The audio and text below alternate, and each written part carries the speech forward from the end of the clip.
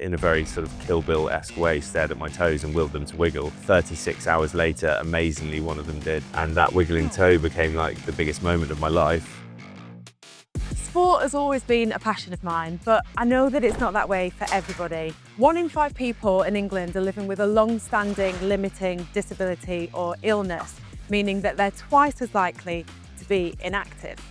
But nobody should be missing out on the vast benefits of sport and physical activity because of lack of confidence, limited mobility, or bladder weakness, which affects 1 in 3 women over 35 and 1 in 4 men over 40. And that's why The Sun have teamed up with Tenor to speak to some inspirational people about their relationship with sport so that we can work it out. And today I'm speaking to adventurer and former professional rugby player Ed Jackson. So you played rugby at the highest level for 10 years and then you had a life-changing accident. Are you happy to share what happened? I was fortunate enough to go straight into professional rugby after school, which was a boyhood dream. I was very fortunate to do it for 10 years, but at the age of 27, went to a family friend's house. They had a feature pool with a waterfall in one end. I dived in where the waterfall hit the water, turned out to only be 3 feet deep. So I hit my head very hard in the bottom of the pool. Didn't lose consciousness, so I thought I'll stand up and see what's going on. Yeah. Realised quite quickly that I couldn't move. Fortunately, my dad was there, friend was there, and they came over quickly, pulled me to the surface. And my dad's a retired GP. He straight away thought there must be something wrong with my head or my neck. Yeah. So he decided to keep me in the pool until the ambulance came. But I'd lost all motor function and sensory function from the neck down. And what I'd done is I'd hit my head so hard in the bottom of the pool that I'd dislocated my C6, C7 vertebrae at the bottom of my neck. Right. The disc in between had exploded and I had a really, really serious spinal cord injury. Ambulance came, got taken to hospital, and what I thought was a 15-minute journey actually transpired to be 2.5 hours. The ambulance had to pull over 3 times to resuscitate me.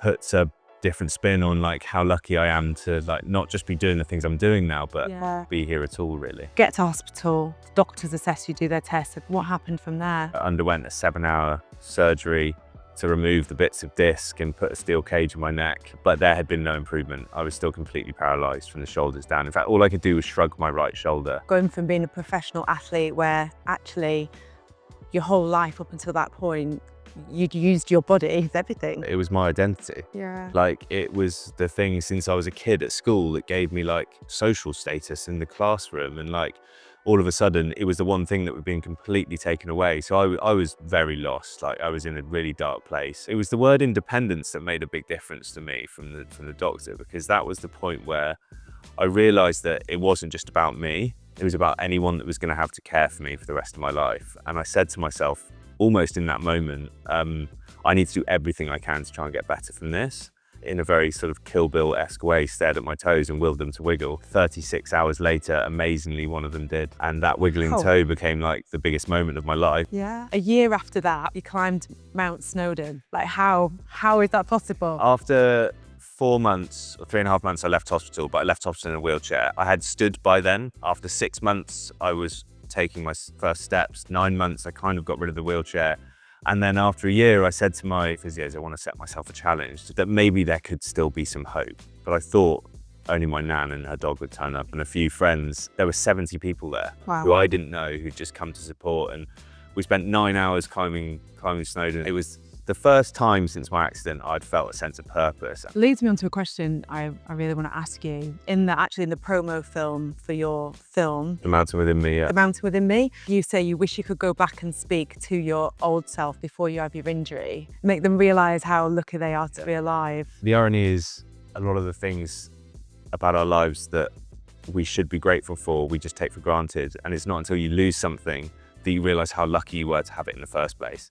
And for a long time, I had to contemplate never being able to feed myself again, never being able to walk again, not being able to wash myself again. So when those things came back, that's where the bar was set. All I wanted to do was be independent. Wheelchair, fine, crack on. As long as I'm not affecting other people's lives, that was my main goal.